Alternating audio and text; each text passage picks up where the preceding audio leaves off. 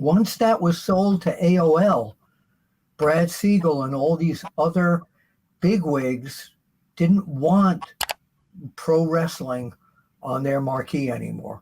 So they were guilty of, let's get rid of this. You don't have any TV. You don't have any product. Let's talk about SummerSlam. Got a big match on the card right now where Gunther will face the WWE World Heavyweight Champion Damian Priest. And in a recent edition of Raw, the two came face-to-face with each other and had a very tense exchange of words. Bill, what do you expect we'll see at SummerSlam? These two have been competing against each other in Europe and Indies for about 10 or 11 years. They were both chunky guys. They didn't look anything like they do now. Yeah. So what do I expect? I expect a classy match, even though on Monday Night Raw, when that ran, it seemed like, the usual confrontation. Damian Priest has finally come into the respect that he deserves, because as you notice, even in the hot time with Gunther during that exchange, he kept his cool. He wasn't yelling and screaming. A world champion should be able to compose himself well and carry that belt well, and little by little he is gaining more attention and more respect. You see, the fans were behind him pretty much. Yes. When that happened. So I think he's a classy world champion, and I think that he will defeat Gunther at SummerSlam. Teddy, your thoughts? Yeah, I have to agree, man. I love Damian Priest, man. He's such a great competitor. And plus entertainer too. Yes. Okay, he has everything going for him. I saw the promo that Gunther did. Pretty good promo. Yep. I mean, those are the promos, whether they're the truth or not. But those are the promos that you got to get out there, because that touches everybody's nerves. That promo there was real. And that's what you need now, more stuff that is real, because Yep. people ain't got their heads stuck under their wings somewhere. They're smart now, so you got to be able to fool them. And I think with that promo there, like I said, whether it was real or not, it was touching. You know what I love to see is, keep in mind that they both have excellent technical wrestling skills. So this could be at SummerSlam a really good technical wrestling match. They like to put at least one on each card in the last few years that I've seen. And I think because of their history together, that's what's going to happen here. I like seeing. Go ahead, Teddy. Yeah, I didn't mean to cut you off too, That's but all right. I wanted to I was thinking about this too. That were just a few words there in that ending of that promo that really made the whole story. And that's when Gunther says to him, hey, you had shit. My parents gave me everything. Yeah. And that's real. That's I love real, the man. fact that we have a lot of big guys right now in the WWE. I mean, you've got Damian Priest, you got Drew McIntyre, you've got Gunther, you've got all these guys that are big guys. I mean, this takes me back to the early days of wrestling when the guys were really big and they stood out. And when you get that big of a guy in the ring that can be so agile like some of the guys are now, it's incredible to watch them do the things they do. Mm-hmm. Check out BrainBuster, the daily quiz that tests your WWE knowledge with winning streaks, stats, and more. It's time to see if you're up for the challenge. Anything you guys want to talk about? We got a few. We got some extra time here. Under my spell. Bill, anything you want to talk about? We got a few minutes here. You gonna bust my brains? I'm gonna do that at the end of the show. Yes. You're going to bust my brains at the end of the show. We have a special thing coming up. Sportskeeda's got a brand new feature on their website, and we'll talk about that in just a few minutes. Go ahead, Bill. Yeah, a quiz, and that's good. This past weekend at Tommy Fierro ISPW's 90s Wrestling Con, I had the opportunity to interview the Hardys, Eric Bischoff, Coach Jonathan Coachman, and several other people.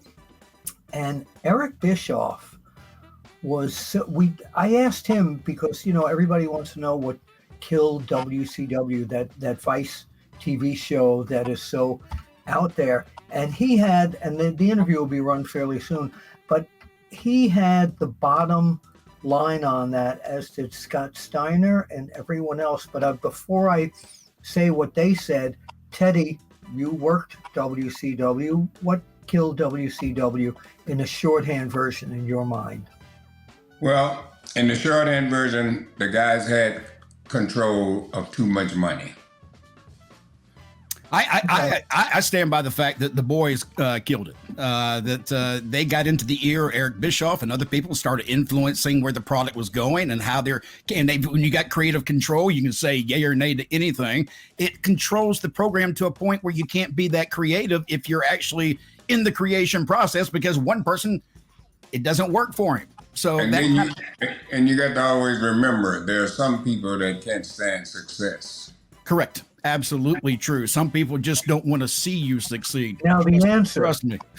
The answer that came from Scott Steiner, Eric Bischoff, and a few other people was very simple. Ted Turner made his initial money and everything on TBS, that, he was the guy because of professional wrestling. Once that was sold to AOL, Brad Siegel and all these other bigwigs didn't want pro wrestling on their marquee anymore. So they were guilty of, let's get rid of this. You don't have any TV, you don't have any product. But what gets me is now Warner Brothers Discovery, which is the same group, so to say, yep, is now running AEW. So they've decided on TBS, exactly where WCW was, they are now running, and on TNT, they are now running a pro wrestling product. But it was taken off because they didn't want pro wrestling, and that's what I honestly believe. Now, let me ask you guys this then, Teddy. If WCW didn't go under and they stuck around and Warner Brothers had backed them, would they still be in business today? Who can answer that question? How do we know that? I mean, do you think they had enough of the talent and enough of the oomph behind them to continue to be successful? Because they came down after that natural high, 52 weeks or 80? What is it? I can't remember how long it is. 80 something, 82 weeks maybe. Brother, 83 weeks. That's a long way to climb. Okay, to come back. My thing is this. We talk about. Let's be real for a second here. Those, like I said, it was a lot of money there that guys were making. A lot of money was involved in there. And I'll say this to let you know how this thing was working. And I hate to say stuff about people that have passed away because they can't come back and say, well, no, I didn't say I didn't. But anyway, this is nothing nobody said. I was with Randy Anderson, Pee-wee, the referee, okay? Yeah. I was riding with him. We were down in Disney, and that's where we did mostly the tapings. We stay down there for at least a week or two and do a lot of tapings. Yep. So we go, Pee-wee picks me up one morning and he says, hey, I got to run up here to the golf store. Okay, so I don't think nothing about that.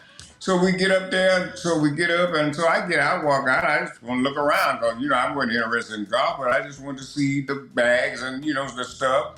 And Pee-wee Anderson went in there and pulled out a American Express TBS credit card and bought a thing of a set of golf clubs for $1,000 or $1,200 or $1,300. So I'm saying this now. How does a referee get to have a TBS American Express card and can take it and go into a golf store and spend $1,000 on it and buy his own self some golf clubs without any problem? Did they have something too with they had a problem with airline tickets where anybody could basically just get piles of airline tickets in WCW? I don't know anything about that. I used to hear that people used to do something with airline tickets, and some of the boys would actually sell their tickets or something. I don't know how that worked, but I remember hearing that back in the time. Matt, since we're kind of like open-ended here right now, I want to talk about a guy who is so loyal. As you know, Sting had his last match in AEW, and he's kind of disappeared off the radar unless you're following him on social media. That almost every week, when AEW is running, he is loyal to them. under his name, Sting, and he's posting what's going to go on Wednesday night, what the matches are going to be on Wednesday night. So he was loyal to WCW, which is why he never entertained going to WWE during those WCW years. And now his loyalty to AEW by something this small, I just want to point out that, man, and Teddy knows this firsthand. He's just an incredible human being, the real Steve Borden. Oh, yeah, Steve is. Yeah, absolutely, man. One of the nicest guys you could ever meet. I heard that he spent a lot of time with Vader in his last couple of years when he wasn't doing too well, and he spent a lot of time with him and talking with him, and that says a lot because as I understand it, he would make trips and see him. So that's a lot. When you have a friend and you'll fly to get into somewhere just to help him out, that means a lot. And Sting has always been one of those guys you never hear a single bad thing about. By the way, when you mentioned Vader, when he was in the hospital and struggling for his life, I love telling this. He called me, and he said, "If I get out of here," and he was throwing angles at me to put on interviews on One Wrestling back then, when OneWrestling.com was around. He never, as ill as he was, he never lost that fire to be known in the business. So I always love to tell that story. I still have the voicemail. You ought to play it one day. All right. I'm gonna don't give him no ideas.